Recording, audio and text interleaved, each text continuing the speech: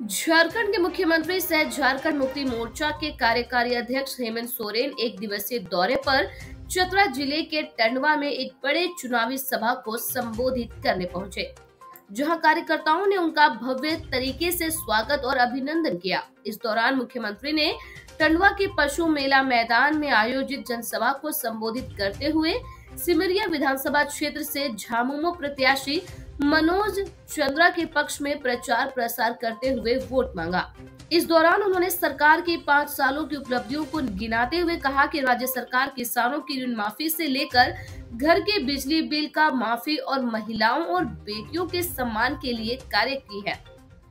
उन्होंने कहा कि एक तरफ राज्य सरकार झारखंड के गरीब गुरबा और आदिवासी दलित और अल्पसंख्यकों के लिए लड़ाई लड़ रही है, तो वहीं दूसरी ओर विपक्ष की भाजपा तरह तरह के षड्यंत्र कर मुझे और मेरी सरकार को अस्थिर करने के लिए जांच एजेंसियों को आगे लाकर जेल भेजने का काम कर रही है। उन्होंने कहा कि इतने में इनका मन नहीं भरा तो भाजपा के लोग परिवार की लड़ाई लगवा रहे हैं। उन्होंने कहा कि भाजपाई रोटी बेटी और माटी की बात करते हैं, लेकिन उन्होंने भाजपाइयों के गुजरात में एक बेटी के साथ 25 दरिंदों ने एक साथ सामूहिक बलात्कार किया। लोगों को लगा कि सुप्रीम कोर्ट उन आरोपियों को सजा देगी, लेकिन चुनाव आते ही वही बलात्कारी चुनाव प्रचार में मिले। मुख्यमंत्री ने कहा कि भाजपा के लोग नहीं चाहते हैं कि राज्य के आदिवासी और दलित परिवारों को उनका सम्मान और अधिकार मिले, इसलिए भाजपा के दर्जन मुख्यमंत्री और केंद्रीय मंत्री झारखंड में गिद्ध की तरह मंडरा रहे हैं। उन्होंने लोगों से अपील करते हुए कहा कि गिद्ध की तरह मंडरा रहे भाजपा के नेताओं को तीर चलाकर गिराने का काम करें और इंडिया गठबंधन की सरकार बनाने का संकल्प दोहराया। कांग्रेस जेएमएम आरजेडी की तरफ से आपके बीच में मनोज चंद्रा जी को प्रत्याशी बना करके उतारा है और आज मनोज चंद्रा जी के ऊपर गुरु जी का आशीर्वाद है, सोनिया जी का आशीर्वाद है, लालू जी का वो आशीर्वाद है, वाम दलों का आशीर्वाद है। और आज पूरे राज्य में एक ही आवाज गूंज रही है, फिर से इस राज्य में आबुआ दिशो माबुआ राज, आबुआ सरकार आएगा। हम लोग इस प्रचार प्रसार में गांव-गांव, पंचायत विभिन्न जिलों में, विभिन्न विधानसभाओं में कार्यक्रम करते हुए आज आपके बीच में आए और ये कहने आए कि वोट मांगने हम लोग अधिकार के साथ आपके बीच में आए हैं।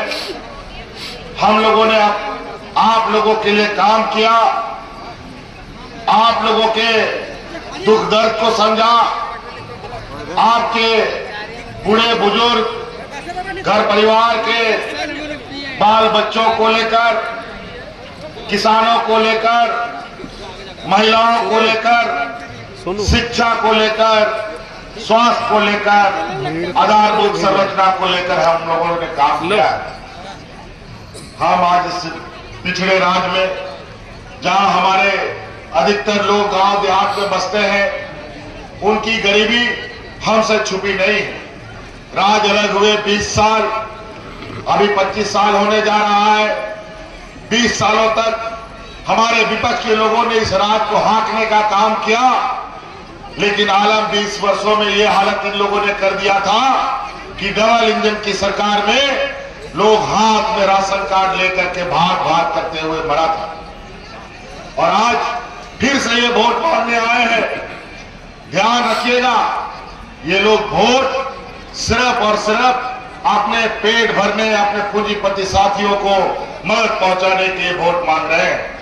यहाँ के खनिज संपदा पर, यहाँ के जल जंगल जमीन पर इनकी नजर है। जहां अपने बड़े पैमाने पर व्यापारियों को स्थापित करना चाहते हैं और हमें विस्थापित करना चाहते हैं। और आज ये गरीबों का, आदिवासियों का जल जंगल जमीन बचाने की बात एक जुमलेबाज की तरह बड़े बड़े मंचों से बोलते हैं, बड़े बड़े नेता बोलते हैं, देश के गृह मंत्री, प्रधानमंत्री तक बोलते हैं, लेकिन आप ये देखिए कि आपके इसी चतरा जिला में कि कितना बड़ा पलायन, कितना बड़ा विस्थापन इन लोगों ने कर दिया है। आज यहाँ माइनिंग कंपनी वाला कौन यहाँ का चतरा जिला का व्यक्ति है जो यहाँ पर माइनिंग का ठेका लिया हो या माइनिंग का मालिक बना हुआ हो। आज इसी तरीके से इस राज्य में उद्योग लगाने को लेकर, खनन करने को लेकर ये अपने व्यापारी मित्रों को यहाँ बैठाना चाहते हैं और यहाँ के आदिवासियों को, यहाँ के मूलवासियों को बेदखल करने का इनका एक सोची समझी षड्यंत्र के तहत ये धीरे धीरे आपके बीच में घुस करके हमें बिखरने का प्रयास करता है और हमारे वोट का बिखराव करना चाहता है। ये लोग एक तरफ पूंजीपतियों की पूरी जमात, दूसरी तरफ आदिवासी, दलित, पिछड़ा, अल्पसंख्यक समुदाय की जमात खड़ी है, जहां पूंजीपतियों के बीच और गरीब गुरुआ लोगों के बीच में ये चुनावी जंग है। ये आपको देखना होगा कि आज हमने किस तरीके से कोरोना का जंग को भी लड़ा और किस तरीके से भाजपा के लोगों के षड्यंत्र को भी हम लोगों ने चुनौती देकर जीत हासिल की है। आज 2-2.5 साल तक कोरोना के चपेट में हम लोग फंसे रहे और 2-2.5 साल तक जो हम लोगों ने काम करना शुरू किया, लगातार इन लोगों ने हमें परेशान किया, जेल भेजने तक का काम किया। आखिरकार ना वो सरकार हिला पाए, ना हमें जेल में रख पाए। हाई कोर्ट से लेकर सुप्रीम कोर्ट तक ने हमें बेदाग माना और आज आप लोग के आशीर्वाद से, गरीब गुरुआ आदिवासी मूलवासियों के आशीर्वाद से आज मैं फिर आपके बीच में खड़ा हुआ हूं। गरीबी पूरे राज्य में एक कुंडली ऐसा मार के बैठा है, पता नहीं कब घर से निकलेगा। हम लोगों ने यह संकल्प लिया है, फिर से सरकार बनाएंगे और अगले 5 साल के अंदर इस राज्य में गरीबी को जड़ से निकालने का हम लोग काम करेंगे। और इसका पहला कदम आज इस राज्य में हमारी महिला दीदियों को महिला सशक्तिकरण पर हम लोगों ने काम किया है। आज इस राज्य में 3-4 महीने से राज्य की सभी महिलाओं के खाते में 1-1 हजार रुपया जा रहा है। हम जानना चाहते हैं यहाँ पर महिलाओं से कि आपके खाते में पैसा जा रहा है कि नहीं जा रहा है? आवाज दीजिए, जा रहा है? चलिए, बहुत बढ़िया। और हमने संकल्प लिया है कि हम फिर से सरकार बनाएंगे। अगले 5 साल के अंदर आप लोगों के गरीब गुरुआ लोगों के खाते में 1-1 लाख रुपया भेजने का हम काम करेंगे। और इसका पहला पड़ाव, इसका पहला कदम अभी ये दिसंबर में ही आपको देखने को मिलेगा, जो हमने सरकार में पारित करके रखा है। जो 1,000 रुपया आपके खाते में जा रहा है, वो 1,000 रुपया बढ़ करके 2,500 रुपया होने जा रहा है। धीरे धीरे 5 साल के अंदर जो आप छोटे छोटे चीजों के लिए आप उधारी मांगते हैं, पंचा मांगते हैं, वो सब बंद हो जाएगा। आप अपने पैरों पर खड़ा होंगे। इसी तरीके से आपके बोझ को हमने अपने कंधे पे लिया। आज आपका बिजली का बिल माफ हुआ कि नहीं हुआ, बताइए? आज 1 लाख, 2 लाख, 50,000, 60,000 सब लोगों का बिल माफ। पहले बिजली तो आता नहीं था, लेकिन बिल समय पर आता था। लेकिन अब बिजली 24 घंटा आएगा, लेकिन बिल कभी नहीं आएगा आपके घर में। ये हम आपसे वादा करते हैं। आज किसानों का 2 लाख रुपया हम लोगों ने ऋण माफ किया और यही भारतीय जनता पार्टी का लोग दिल्ली में हजारों किसानों को आंदोलन में मरवा दिया। किसान के विरुद्ध काला कानून लाने का काम किया इन लोगों ने।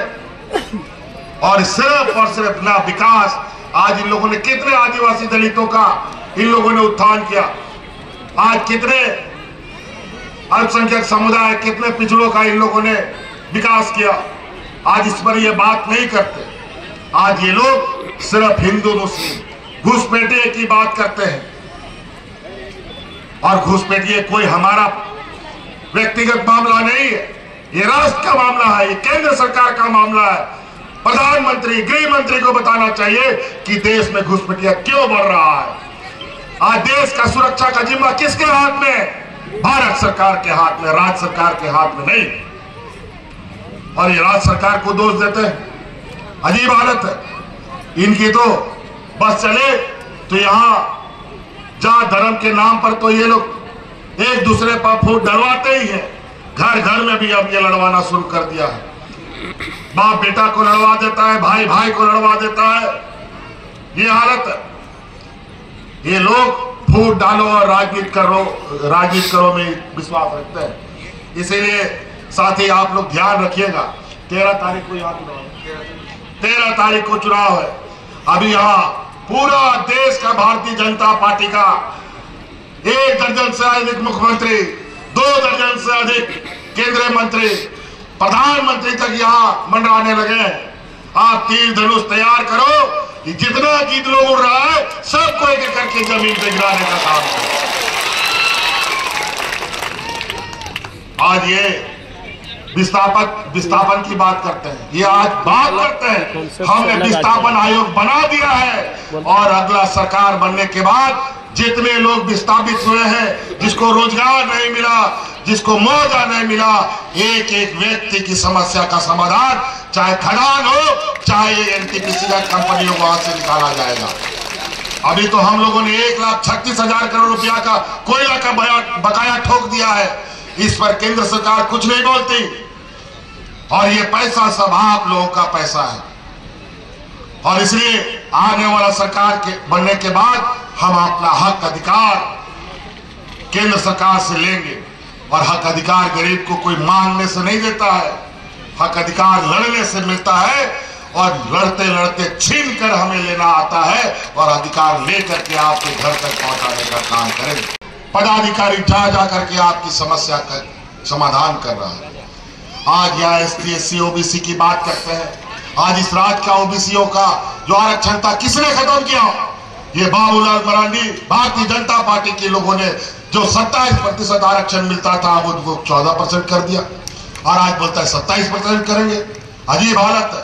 गैस सिलेंडर बोलता है 500 करेंगे। 2014 से लेके आज तक 1500-1200 रुपए गैस सिलेंडर बिक रहा है। और आज चुनाव आया है, ये बताए असम में कितना रुपया सिलेंडर मिल रहा है, ये बताए मध्य प्रदेश में कितना मिल रहा है, ये बताए छत्तीसगढ़ में कितना मिल रहा है। साथियों, ये आदिवासी दलित विरोधी दल है। इनको कभी नहीं ये चाहता कि एक गरीब आदिवासी उनके बगल में बैठे। ये कभी नहीं चाहते कि आदिवासियों को देश में अपने पैरों पर खड़ा होने का मौका मिले। आज इसीलिए एक आदिवासी नौजवान को उतारने के लिए लगातार 2019 से ये लोग लगे हुए हैं। आज इसीलिए इन लोगों ने जो 2019 से लेकर आज तक सरकार को और मुझे कूटने का काम किया है, इस चुनाव में इन सबको कूटने का काम करना होगा। चुनाव के मैदान के माध्यम से पूर्ण बहुमत के साथ हमारे मनोज चंद्रा जी को जिताने का काम करना है, फिर सरकार बनाने का काम करना है। इसीलिए साथी 2 नंबर EVM मशीन में चुनाव चंद्रा जी का महागठबंधन का तीर धनुष छाप है। इस तीर धनुष छाप से लड़के लिया झारखंड, लड़के लेंगे अधिकार के साथ आपको ये वोट करने का काम करना है। बातें बहुत है साथी, अभी और बहुत लंबा कार्यक्रम है। यहाँ से अभी हमें कुल्हान जाना है, कुल्हान से फिर हमें रांची आना है। बहुत कम समय है, मौसम भी खराब हो रहा है।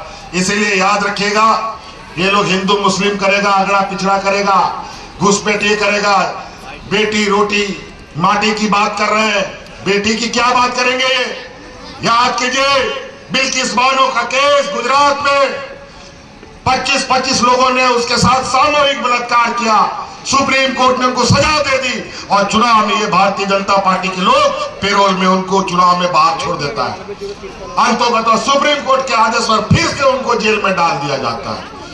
यही राम रहीम जो रेप के कांड में सजा भुगत रहा है, उसको चुनाव में छोड़ दिया जाता है और चुनाव जीतने का ये लोग काम करता है। बेटी की बात करते हैं और माटी की बात तो दूर। आज यहाँ पर विस्थापन किसका होता है? आदिवासियों का, दलितों का। यहाँ हंसदेव जंगल जाके देख लिए छत्तीसगढ़ में, अपना व्यापारी मित्रों को लोगों ने वहां पर खदान दे दिया। आज जंगलों से आदिवासियों को उजाड़ा जा रहा है। जो विरोध कर रहा है उसको नक्सल बना करके जेल डालने का काम किया जा रहा है। इसलिए साथी, बातें बहुत है, इनका एक एक सवाल का जवाब देने के लिए हमारे पास जवाब है, लेकिन समय कम है। अब आप लोग को जवाब देना है। 5 साल आप लोगों के लिए हम लोग रोए गाए हैं। आज कोरोना में हम लोगों ने आपको बचाया है और इस कोरोना में आपको बचाने के लिए हमें बहुत बड़ी कीमत चुकानी पड़ी है। हमारे हाजी हुसैन अंसारी साहब शहीद हुए, हमारा भाई जगन्नाथ महतो आज की सेवा करते करते शहीद हुआ, तब ये राज्य की जनता बचा है। इसीलिए साथी, आप लोगों को इस बात को याद रखना होगा, ये वीरों की धरती है, कोई चोरों चक्कों की धरती नहीं है। इस राज्य के लोग अपना हक अधिकार लेने जानते हैं, लड़ना जानते हैं। हमको यूपी, बिहार, आसाम का लोगों का यहाँ मदद की आवश्यकता नहीं है, हमें आता है अपना हक अधिकार लेना। इसलिए हम एकजुट होकर रहेंगे और अपना अधिकार के लिए लड़ाई लड़ेंगे। इसलिए साथी, आप सब लोगों से हम जोर से आवाज सुनना चाहते हैं, मनोज चंद्रा जी को जिताइएगा ना। आसपास में आप लोग भारतीय जनता पार्टी को एक भी वोट ना जाए, सबके परिवारों का महागठबंधन पर वोट जाए और हमारा फिर से सरकार वापस आए। अब वह दिशा मारुआ राज्य के साथ अपना राज्य का सर्वांगीण विकास करेंगे।